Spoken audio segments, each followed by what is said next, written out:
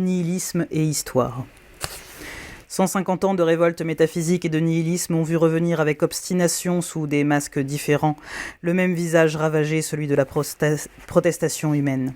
Tous, dressés contre la condition et son créateur, ont affirmé la solitude de la créature, le néant de toute morale. Mais tous, dans le même temps, ont cherché à construire un royaume purement terrestre où régnerait la règle de leur choix. Rivaux du Créateur, ils ont été conduits logiquement à refaire la création à leur compte. Ceux qui, pour le monde qu'ils venaient de créer, ont refusé toute autre règle que celle du désir et de la puissance, ont couru au suicide ou à la folie et chanté l'Apocalypse. Pour les autres, qui ont voulu créer leurs règles par leur propre force, ils ont choisi la vaine parade, le paraître ou la banalité, ou encore le meurtre et la destruction. Mais Sade et les romantiques Karamazov ou Nietzsche ne sont entrés dans le monde de la mort que parce qu'ils voulurent la vraie vie. Si bien que, par un effet inverse, c'est l'appel déchiré vers la règle, l'ordre et la morale qui retentit dans cet univers dément. Leurs conclusions n'ont été néfastes ou liberticides qu'à partir du moment où ils ont rejeté le fardeau de la révolte, fui la tension qu'elle suppose et choisi le confort de la tyrannie ou de la servitude. L'insurrection humaine, dans ses formes élevées et tragiques, n'est et ne peut être qu'une longue protestation contre la mort, une accusation enragée de cette condition régie par la peine de mort généralisée. Dans tous les cas que nous avons rencontrés, la protestation chaque fois s'adresse à tout ce qui, dans la création, est dissonance, opacité, solution de continuité. Il s'agit donc, pour l'essentiel, d'une interminable revendication d'unité. Le refus de la mort, le désir de durée et de transparence sont le ressort de toutes ces folies, sublimes ou puériles. Est-ce seulement le lâche et personnel refus de mourir ? Non, puisque beaucoup de ces rebelles ont payé ce qu'il fallait pour être à la hauteur de leurs exigences. Le révolté ne demande pas la vie, mais des raisons à la vie. Il refuse la conséquence que la mort apporte. Si rien ne dure, rien n'est justifié, ce qui meurt est privé de sens. Lutter contre la mort revient à revendiquer le sens de la vie, à combattre pour la règle et pour l'unité. La protestation contre le mal qui est au cœur même de la révolte métaphysique est significative à cet égard. Ce n'est pas la souffrance de l'enfant qui est révoltante en elle-même, mais le fait que cette souffrance ne soit pas justifiée. Après tout, la douleur, l'exil, la claustration sont quelquefois acceptés quand la médecine ou le bon sens nous en persuadent. Aux yeux du révolté, ce qui manque à la douleur du monde, comme aux instants de son bonheur, c'est un principe d'explication. L'insurrection contre le mal demeure avant tout une revendication d'unité. Au monde des condamnés à mort, à la mortelle opacité de la condition, la révolte oppose inlassablement son exigence de vie et de transparence définitive. Il est à la recherche, sans le savoir, d'une morale ou d'un sacré. La révolte est une ascèse, quoique aveugle. Si la révolte blasphème, alors c'est dans l'espoir de nouveaux dieux. Il s'ébranle sous le choc du premier et du plus profond des mouvements religieux, mais il s'agit d'un mouvement religieux déçu. Ce n'est pas la révolte en elle-même qui est noble, mais ce qu'elle exige, même si ce qu'elle obtient est encore ignoble. Du moins faut-il savoir reconnaître ce qu'elle obtient d'ignoble. Chaque fois qu'elle déifie le refus total de ce qui est, le non absolu, elle tue. Chaque fois qu'elle accepte aveuglément ce qui est et qu'elle crie le oui absolu, elle tue. La haine du Créateur peut tourner en haine de la création ou en amour exclusif et provoquant de ce qui est. Mais, dans les deux cas, elle débouche sur le meurtre et perd le droit d'être appelée révolte. On peut être nihiliste de deux façons, et chaque fois par une intempérance d'absolu. Il y a apparemment les révoltés qui veulent mourir et ceux qui veulent faire mourir, mais ce sont les mêmes, brûlés du désir de la vraie vie, frustrés de l'être et préférant alors l'injustice généralisée à une justice mutilée. À ce degré d'indignation, la raison devient fureur.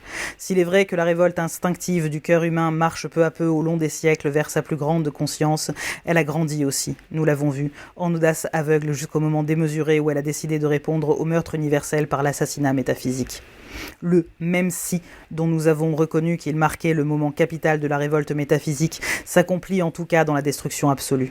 Ce n'est pas la révolte ni sa noblesse qui rayonne aujourd'hui sur le monde, mais le nihilisme. Et ce sont ces conséquences que nous devons retracer sans perdre de vue la vérité de ses origines. Même si Dieu existait, Ivan ne se rendrait pas à lui devant l'injustice faite à l'homme. Mais une plus longue rumination de cette injustice, une flamme plus amère, ont transformé le « même si tu existes » en « tu ne mérites pas d'exister, puis tu n'existes pas ». Les victimes ont cherché la force et les raisons du crime, dernier dans l'innocence qu'elles se reconnaissaient. Désespérant de leur immortalité, assurées de leur condamnation, elles ont décidé le meurtre de Dieu. S'il est faux de dire que, de ce jour, a commencé la tragédie de l'homme contemporain, il n'est pas vrai non plus qu'elle s'y soit achevée. Cet attentat marque au contraire le plus haut moment d'un drame commencé depuis la fin du monde, antique et dont les dernières paroles n'ont pas encore retenti. De ce monde, l'homme décide de s'exclure de la grâce et de vivre par ses propres moyens. Le progrès de Sade à nos jours a consisté à élargir de plus en plus le lieu clos où, selon sa propre règle, régnait farouchement l'homme sans Dieu. On a poussé de plus en plus la frontière du camp retranché face à la divinité, jusqu'à faire de l'univers entier une forteresse contre le Dieu déchu et exilé. L'homme, au bout de sa révolte, s'enfermait, sa grande liberté consistait seulement du château tragique de Sade au camp de concentration à bâtir la prison de ses crimes. Mais l'état de siège peu à peu se généralise, la revendication de liberté veut s'étendre à tous. Il faut bâtir alors le seul royaume qui s'oppose à celui de la grâce, celui de la justice, et réunir enfin la communauté humaine sur les débris de la communauté divine. Tuer Dieu et bâtir une église, c'est le mouvement constant et contradictoire de la révolte. La liberté absolue devient enfin une prison des devoirs absolus, une ascèse collective, une histoire pour finir. Le 19e siècle, qui est celui de la révolte, débouche ainsi sur le 20e siècle de la justice et de la morale, où chacun se frappe la poitrine. Chamfort, moraliste de la révolte, en avait déjà donné la formule. Citation. « Il faut être juste avant d'être généreux, comme on a des chemises avant d'avoir des dentelles. » Fin de citation. On renoncera donc à la morale de luxe pour l'âpre éthique des bâtisseurs. Cet effort convulsé vers l'empire du monde et vers la règle universelle, il nous faut l'aborder maintenant. Nous sommes arrivés à ce moment où la révolte, rejetant toute servitude, vise à annexer la création entière. À chacun de ces échecs, déjà, nous avions vu s'annoncer la solution politique et conquérante. Désormais, de ces acquisitions, elle ne retiendra, avec le nihilisme moral, que la volonté de puissance.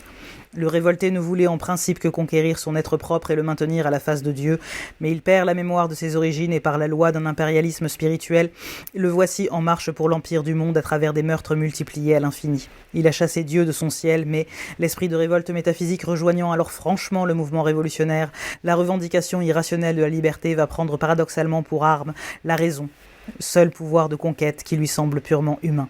Dieu est mort, restent les hommes, c'est-à-dire l'histoire qu'il faut comprendre et bâtir. Le nihilisme qui au sein de la révolte submerge alors la force de création ajoute seulement qu'on peut le bâtir par tous les moyens. Au cime de l'irrationnel, l'homme sur une terre qu'il sait désormais solitaire va joindre les crimes de la raison en marche vers l'empire des hommes. « Oh, je me révolte, donc nous sommes », il ajoute, méditant de prodigieux desseins et la mort même de la révolte, « et nous sommes seuls. »